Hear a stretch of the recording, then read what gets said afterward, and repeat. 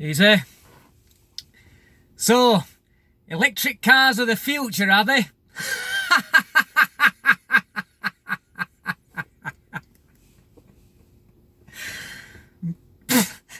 So, I've just been very highly tickled by a story I've just heard, which I'll get to a little bit later in this video. But first of all, electric cars. Now, I hinted a while ago in a video previously that I am a car enthusiast, and when I do go and buy a new car, I'm highly expecting to be pushed into buying an electric vehicle. So, let's just discuss a few facts here, shall we? Because I think this is quite important. And I've got a feeling that seeing as they're trying to push petrol and diesel cars to be completely obsolete by 2040, that they've got one place in mind, and that is London. If you're one of these people that does about 5,000 miles a year in your car, you use your car for short distances to work, and going shopping and various little pottering around type of driving, an electric car is probably a good way to go. I'll be honest, I'll be fair, and it probably is. For buses, of course, brilliant idea for buses. But if you're like me, who does an average of about 10,000 miles a year, and I actually do a short distance to work, which is about 6 miles one way. So I do a lot of my mileage on long distance driving. And I can tell you that this car that I drive will do on a motorway over 50 miles per gallon. It's a 2-litre petrol engine, a 2-litre turbo petrol engine, and that's what it'll do. I kid you not. It's damn good if you ask me, is that. Which means that with a full tank of fuel, I can get over 500 miles. Now, I found out just the other day a couple of important facts when it comes down to electric cars. The first thing is that the maximum any one of them seems to do is 180 miles on a charge. And a rapid charging port, not a standard charge, this is a rapid charging port, takes 30 minutes to charge a car. Now, hold that thought for a second, because when we go into a petrol station and we fill our cars with petrol or diesel, how long does it take to fill a full tank? You're talking, what, including paying, if you've got one of these pay at the pump things, what, 5 minutes? How many times have you pulled into a petrol station and had to queue to fill up? Hold that thought. And a particular journey that I'm quite familiar with is the A55 that takes you on the North Wales coast. It's known as the North Wales Expressway.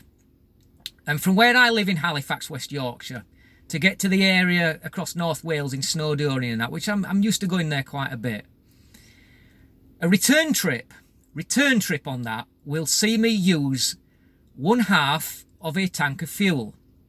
And that particular return trip is round about 300 miles. So that would mean that if I was to travel that distance, there is no way that I would be able to do it on a full charge. Now, on a Sunday night, coming back on that road, you could also say the same thing to the A64 coming back from Scarborough to get to York. Very similar problems. On a Sunday evening, it's choked up with traffic. The A55 is a dual carriageway, a long dual carriageway, and there are lots of parts where you can be coming back there where the traffic will grind almost to a halt, then it'll pick up again and then come back to a halt again, and it's pretty stressful, if I'm honest, is that sort of thing. And I will be on the way back, probably along that road, when it will be, oops, we need to charge up. So you're going to pull into a station where there is going to be charge points. Now, don't forget, it's a very busy road, lots of people doing it, lots of people probably going to be in the same predicament as me, and you're going to go into one of these stations, and you're probably going to find a big queue of cars waiting for one, maybe two, maybe more even, charging points. And it takes, let's remember, it takes 30 minutes to do a full rapid charge. So that means that if there is 5 cars in front of you, now that's not uncommon when you pull into a busy petrol station, the 5 cars in front of you. That means that you are going to have to wait for 3 hours in order to charge your vehicle.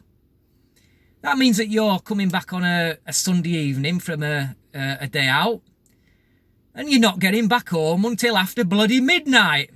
Way to go, guys. Excellent idea. So that's the reality of what you are going to have to face if you do that kind of thing. Of course, if you live in London and a lot of your journeys are short journeys, they're probably great. And where I come from, I haven't seen a single pavement charging point. Not one. The only places that you're likely to be able to do it is the stations, which will be queued up. And not only that, is that the story that rather tickled me was the fact that a town in East Yorkshire has had to close its electric charging bays because of punch-ups amongst the people wanting to use them. So already we're seeing punch-ups, and electric cars haven't even really got off the ground yet.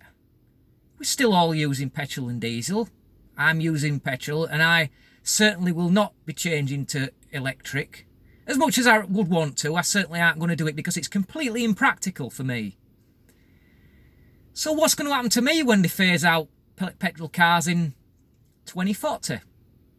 What, do we all not be able to move about? This is just an absolute joke. An initiative that's been pressured on the government by the likes of Extinction Rebellion, and probably the loathsome Greta Thunberg has had a hand in this as well. Just in case you haven't seen the video already, I'll leave a link to another video that I made regarding Greta Thunberg. Shut up. And then, of course, now the punch-ups have started now already. So let's just imagine what life is going to look like for us when we've all been forced into electric vehicles.